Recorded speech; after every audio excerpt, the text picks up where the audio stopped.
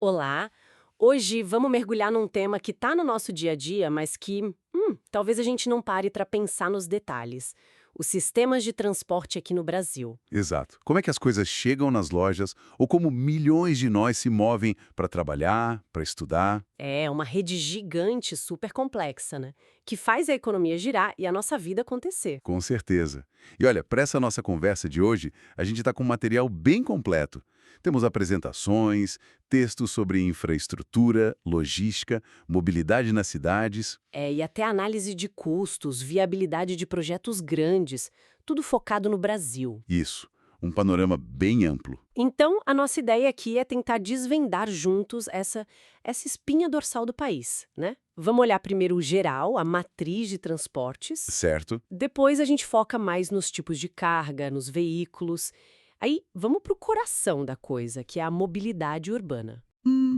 E, por fim, entender um pouco como se planeja tudo isso, né? As ferramentas, as decisões por trás. Um ótimo roteiro. Acho que faz todo sentido começar por essa visão geral mesmo, a matriz. Combinado. E já de cara tem um número nos materiais que, nossa, salta aos olhos. Uns 65% de toda a carga no Brasil depende de quê? Rodovia Pois é, 65%. é muita coisa. Muita coisa. E aí a pergunta que fica é, será que essa é a melhor forma para um país tão grande como o nosso? Com tanto rio navegável, por exemplo? Exatamente. A gente tem aí, o material fala em mais de 14 mil quilômetros de hidrovia com potencial. E a malha ferroviária, será que não podia ser melhor aproveitada? Essa é a questão-chave que aparece em várias discussões nos textos, né? Sem dúvida.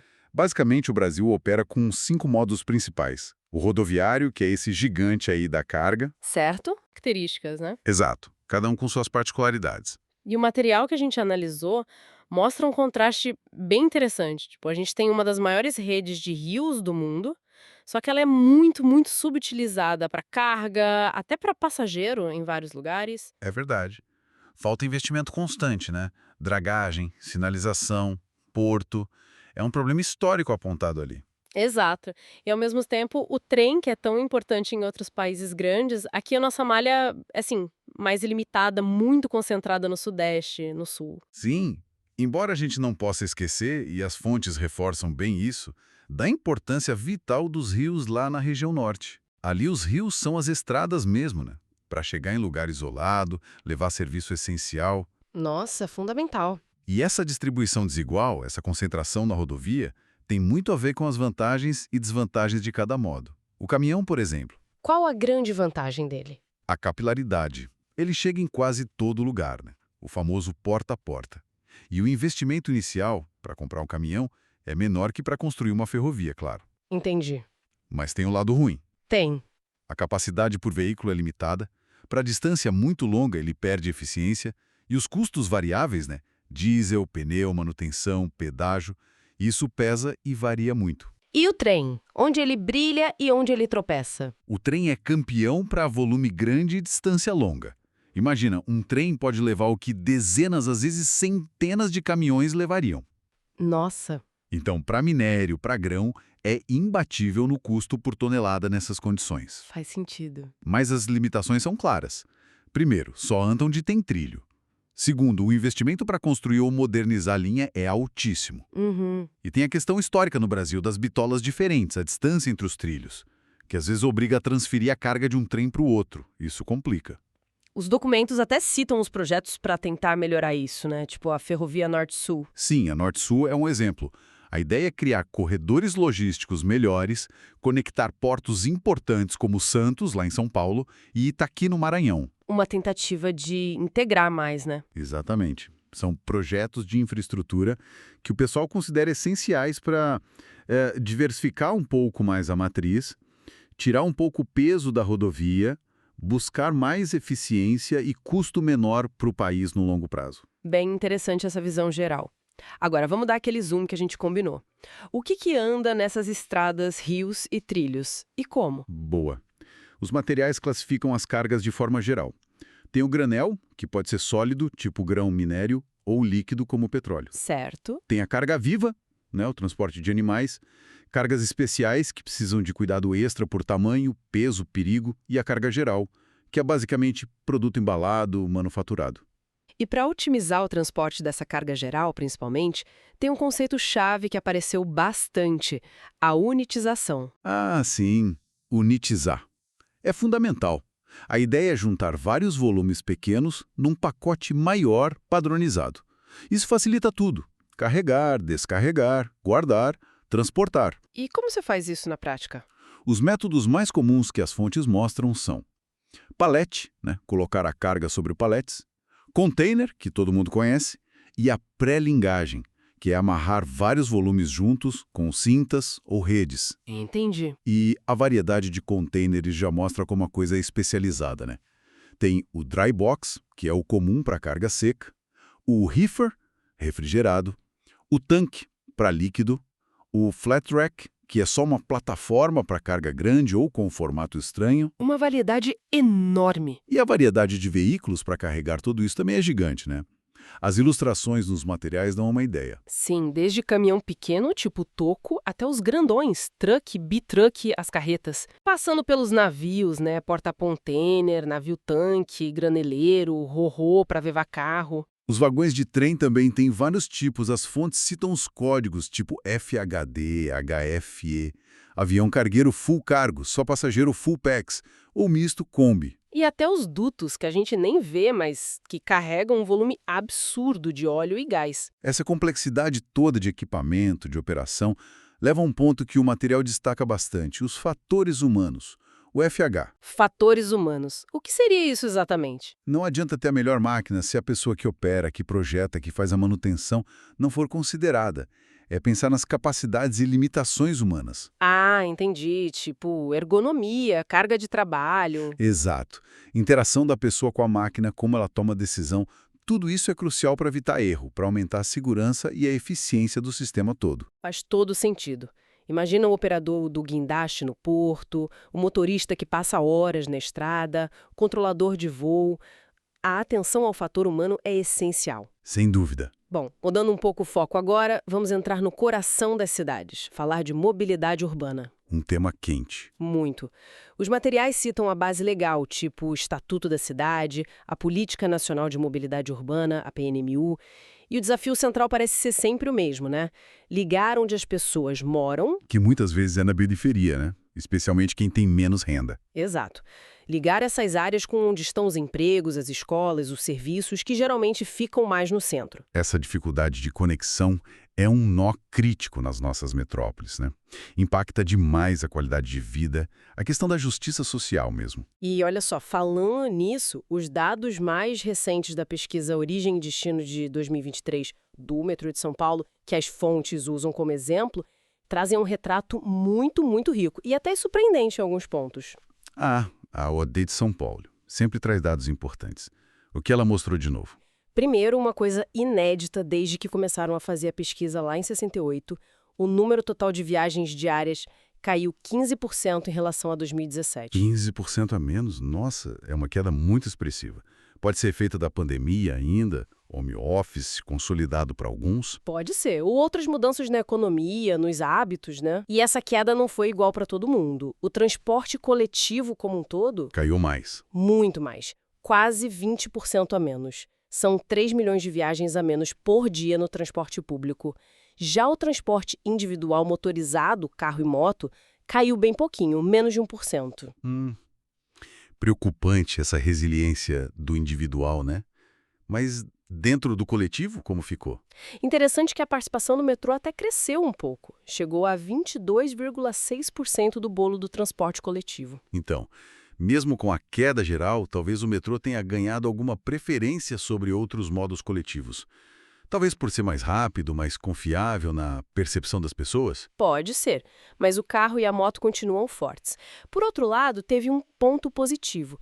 As viagens de bicicleta aumentaram 25%, em todas as faixas de renda. Opa, isso é bom. É ótimo, mas olha que curioso, as viagens a pé caíram quase 25%. Eu achei isso estranho, caminhar menos. É, contraintuitivo mesmo.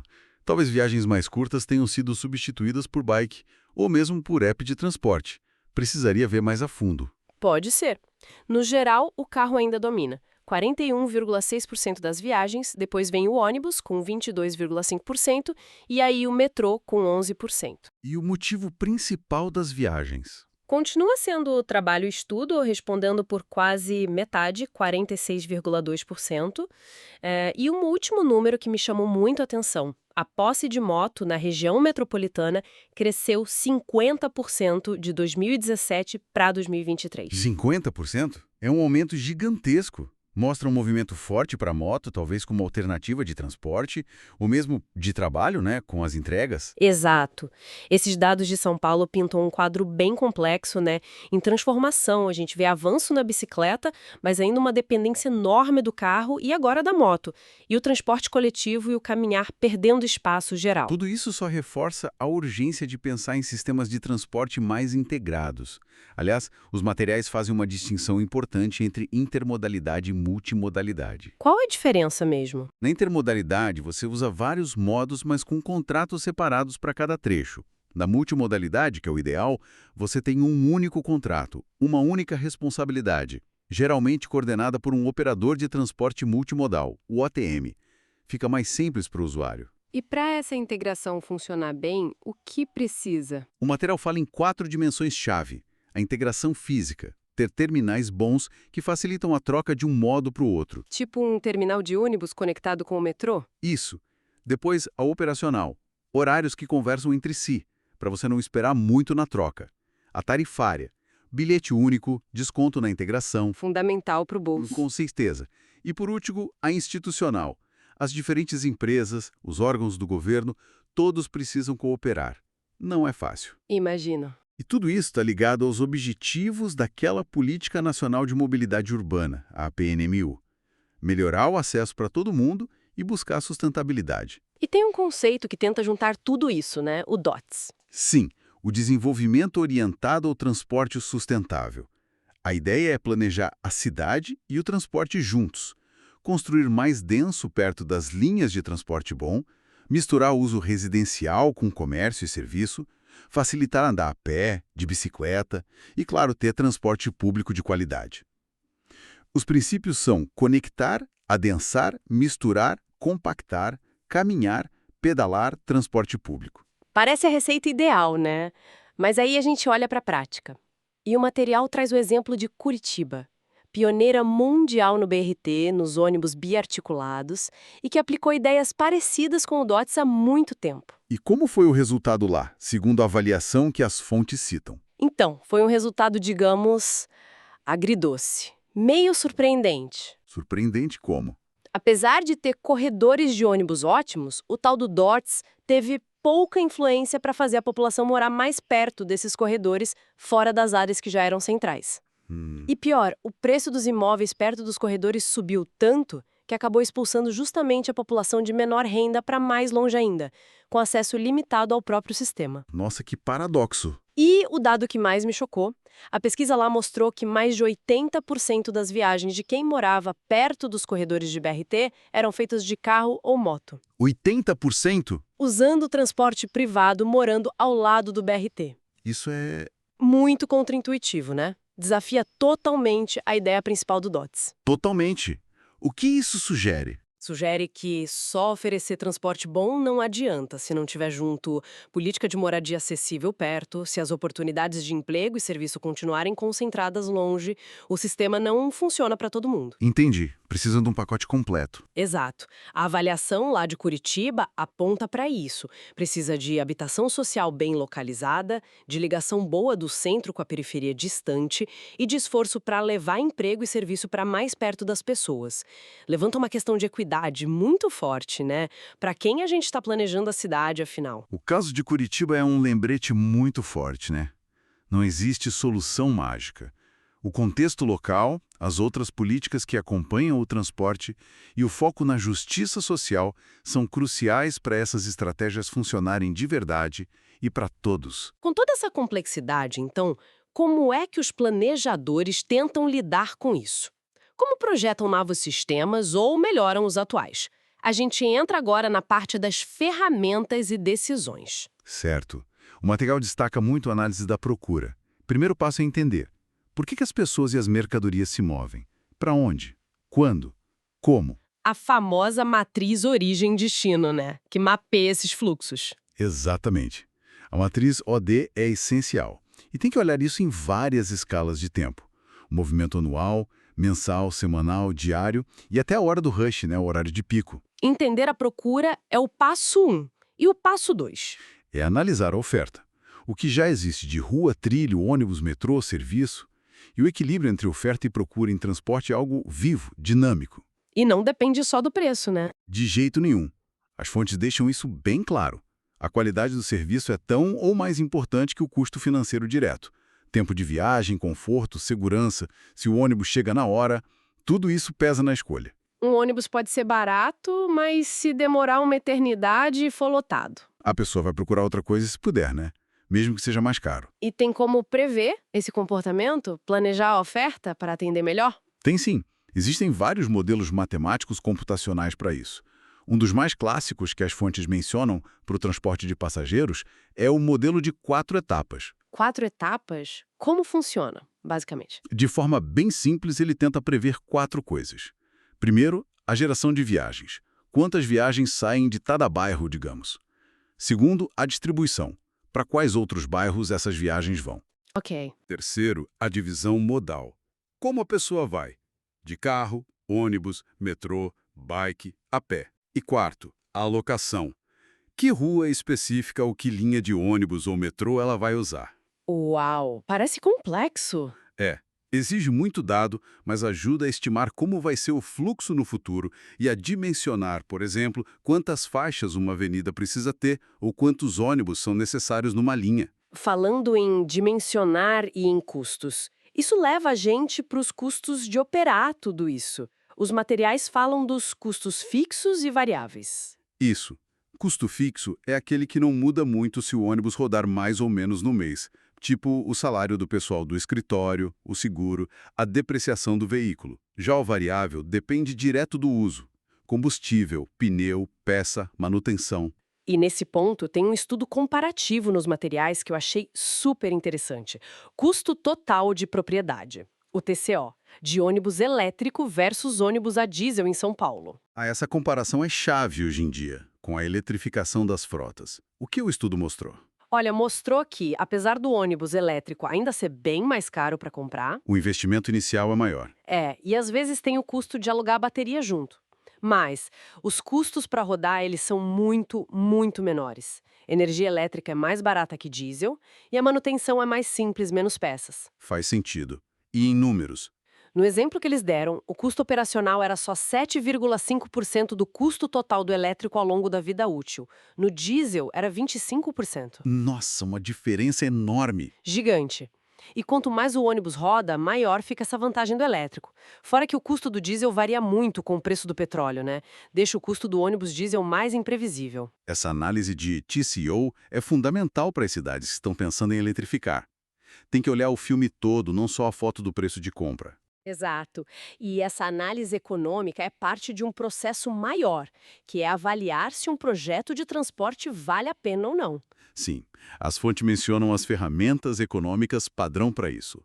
O valor presente líquido, o VPL, que traz custos e benefícios futuros para o valor de hoje. A razão benefício-custo RBC, que compara tudo que se ganha com tudo que se gasta. E a taxa interna de retorno, a TIR, que mostra a rentabilidade. São as contas para ver se o projeto se paga financeiramente, né? Basicamente sim. Mas, e esse é um ponto que o material bate muito na tecla, não dá para parar aí. É crucial ir além da conta de dinheiro. Certo. O que mais precisa entrar na avaliação? Os impactos socioambientais, as tais das externalidades. Do lado ambiental, é pensar na poluição do ar, CO, poeira, outros gases ruins, no barulho, no consumo de energia, no que o projeto faz com a paisagem, quanto de terra ele ocupa. E do lado social, que também pode ser bem pesado. Pode ser enorme. Construir uma via nova pode exigir desapropriação, tirar gente de casa, fechar comércio. Uma avenida ou um viaduto pode acabar dividindo um bairro, criando uma barreira. A tal da segregação espacial. Exato. Por outro lado, um projeto bom pode facilitar o acesso das pessoas a emprego, escola ou hospital. Mas a pergunta-chave é: quem ganha com isso? E quem perde? Quem paga a conta dos impactos negativos? A questão da equidade tem que estar no centro. E tem a questão da valorização dos imóveis, né? Também, um metrô novo, por exemplo, valoriza tudo em volta. E aí entra uma ideia interessante que o material menciona: usar mecanismos de Land Value Capture, tipo cobrar uma contribuição de melhoria ou algo assim, para pegar uma parte dessa valorização extra e ajudar a pagar o próprio projeto que a gerou. Uma forma de reinvestir o valor criado. Bem interessante. É uma visão bem mais completa da avaliação, né? Muito mais necessária. As fontes até citam projetos atuais no Brasil que exigem esse olhar amplo, tipo o trem Intercidades de São Paulo para Campinas ou aquele túnel que querem fazer entre Santos e Guarujá. Projetos gigantescos que mexem com muita coisa. Com certeza, exigem uma análise que vá muito, muito além da planilha financeira. Bom, acho que a gente conseguiu percorrer os pontos principais do material, né? Vimos essa dependência forte do Brasil na rodovia, com todos os desafios que isso traz. Vimos a teia complexa de modos, cargas, veículos. Mergulhamos nos desafios da mobilidade urbana, com os exemplos fortes de São Paulo e os resultados inesperados de Curitiba. E falamos da importância de planejar e avaliar os projetos de forma integrada, olhando custo-benefício econômico, sim, mas com o mesmo peso para os impactos na sociedade e no ambiente. Cobrimos bastante coisa e talvez, para a gente fechar, fique uma provocação, uma reflexão baseada em tudo isso. Manda. Considerando essas dificuldades que a gente viu, até em cidades pioneiras como Curitiba, e essa teimosia da rodovia em dominar tudo, apesar dos problemas, que tipo de mudança mais radical, sabe? Seja no jeito de pensar, nas políticas, talvez na tecnologia. O que seria preciso para a gente conseguir, de fato, reequilibrar a matriz de transportes no Brasil nas próximas décadas? Ótima pergunta. Como ir além do incremental? É. Como avançar de verdade para um sistema que não seja só eficiente e mais verde, mas que seja, no fundo, mais justo, que dê acesso de verdade para todo mundo? Uma pergunta fundamental para a gente pensar o futuro da mobilidade e da logística aqui no Brasil. Fica essa reflexão no ar. Fica a reflexão, e com ela a gente encerra essa nossa análise aprofundada sobre os sistemas de transporte brasileiros.